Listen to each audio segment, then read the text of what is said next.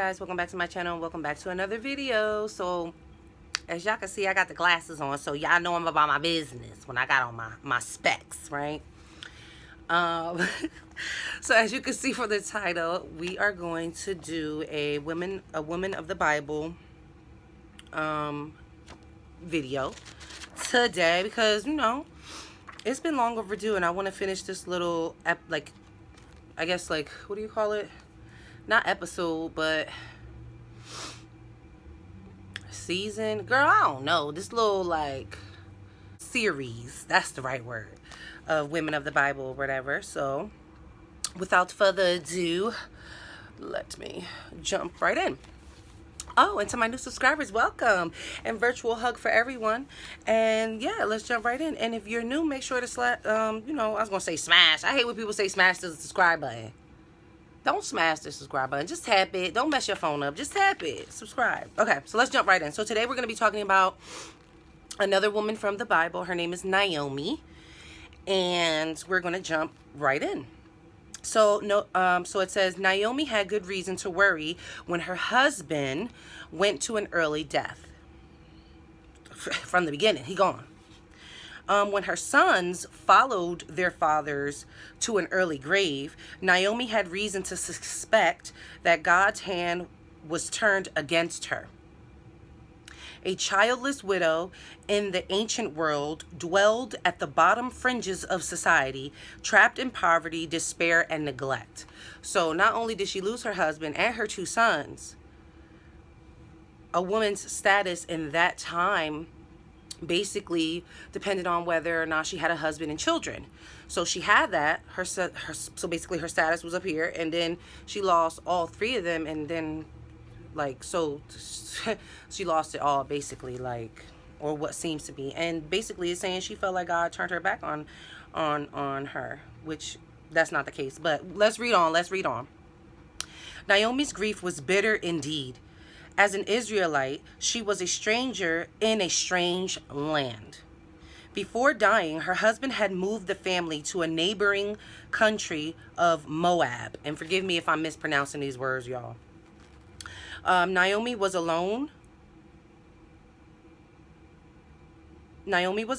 save for her daughters-in-law, the Moabite wives her sons had taken before their death. So basically she was alone and all she had was her daughter-in-laws. Naomi decided her only option was to return to her people in Judah. A sense of loyalty and duty compelled her daughters-in-law, Oprah and Ruth, which I pray I'm pronouncing that right, to follow her. Naomi reminded them that her homeland held no promise for them, because remember, they're widows too.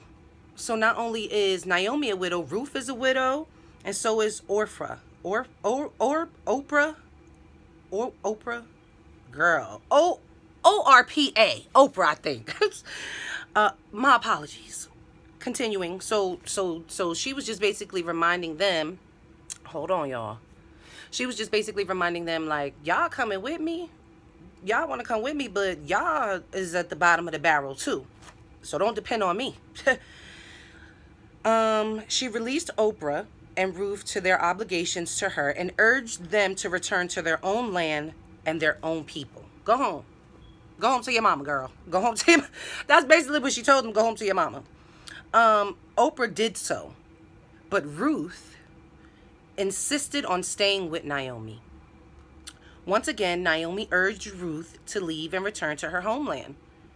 Little realizing Ruth would become God's instrument of redemption and hope in her life.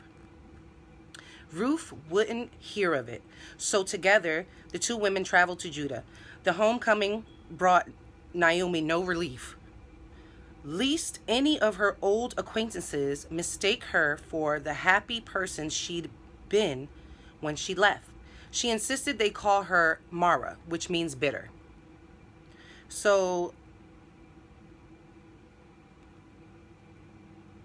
she done changed her name. Damn. Life in Judah was difficult until Naomi and Ruth met Boaz. B-O-A-Z, y'all. Boaz. I don't know. I should have Googled these. I should have Google translated first, huh? Or what is it? Like Google pronunciation? I'm going to do better, y'all. We're going to do better together. A wealthy relative of Naomi's dead husband. So, let me just reread that. Life in Judah was difficult until Naomi and Ruth met Boaz, a wealthy relative of Naomi's dead husband. To make a long story short, Boaz bought a parcel of land that belonged to Naomi and her late husband. In that culture, the transaction required him to marry Ruth and sire a son. So wait, to make a long story short, the brother-in-law bought a parcel of land that belonged to Naomi and her late husband. In that culture, the transaction required him to marry Ruth and sire a son who would carry on Naomi and Ruth's family's name. So together, they made a home. There's a lesson in Naomi's story for anyone who's ever lost family members, whether through death or estrangement, meaning they left, because that's what estrangement is.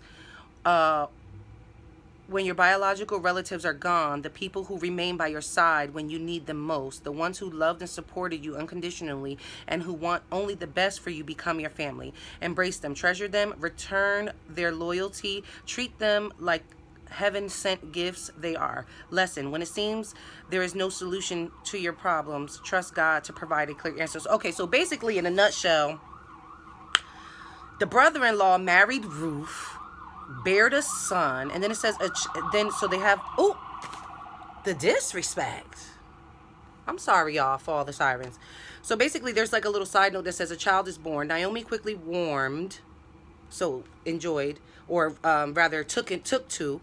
Naomi quickly took to life as a grandmother, a role she once thought she'd never experienced. Naomi helped care for Ruth's and Boaz's son.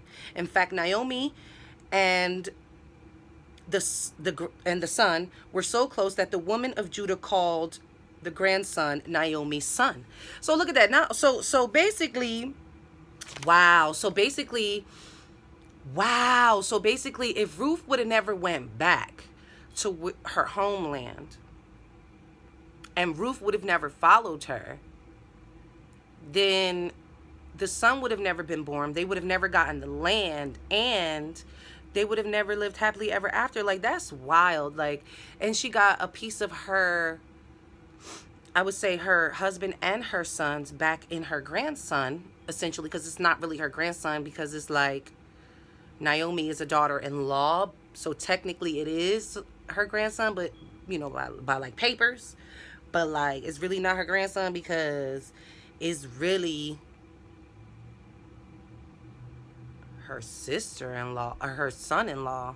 I mean, her brother-in-law. Oh my God. Okay, wait. Okay. Let's back up, sis. Back up. You're going too deep. The whole point of the gist is she followed her heart. She went back to her homeland. She went back to what she knew. And because remember, that's where she was in the beginning. And then so when she met her husband, that's when she moved to basically another town or country or whatever it says, a neighboring country, right? And then, so she really wasn't from there, but she created a home there because she had sons with her husband, but then she lost them all and she went back. And she took her daughter-in-law with her. And thank God to Ruth's resilientness in wanting to go, like saying, like, I'm not going to go back to my homeland. I made a home with you. I'm going to go there with you. I'm going to go back to your homeland, follow you. And boom, like, God took care. It was a master plan from the beginning, how I feel. I feel like the moment her husband died, God already knew what to do. But yeah, that's what it says. The life lesson is when it seems there's no solution to your problems. Again, trust in God to provide a clear answer. I'm sorry, y'all, because all the sirens. But so basically, I don't know, like the story is kind of like I don't want to say all over, but I think I need more detail, but just to get a better understanding. But I get it. I get it. Like, you know, she was married, she lost her son, she lost her husband. Basically, her social class dropped completely, and you know, she felt like God, you know, wasn't there for her when in fact, God sent Ruth with her back home and gave her back everything she lost. Not everything, but you know, a whole new something to appreciate. So, you know, I guess that just goes with when life gives you lemons. Baby, make lemonade, make lemon meringue pie, throw them bitches back if you have to, a few of them if they no good, throw some in the trash, save some for later.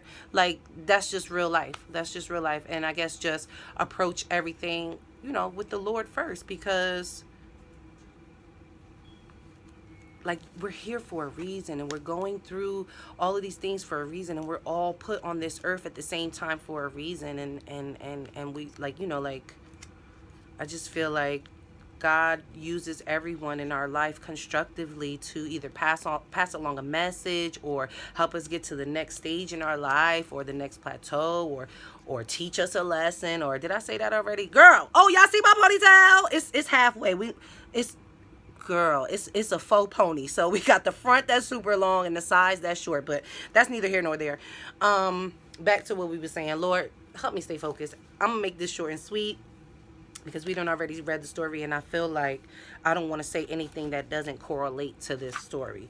So I'm gonna leave it there. You might see another video or two coming really soon, maybe today, I don't know.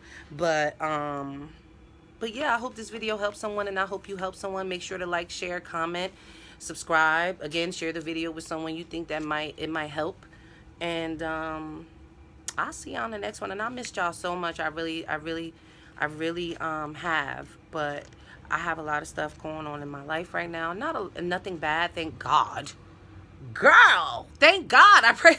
Thank you for the mercy, Lord. All good things, but they still are in the works and in transition, and I don't want to speak on anything that might shift or pivot, or I just want to stay. I want to stay still. I want to stay focused, and I want to be mindful on the things that I truly want, and not things that I think I want. Let's just put it like that. So that being said, I'll see you guys in the next video.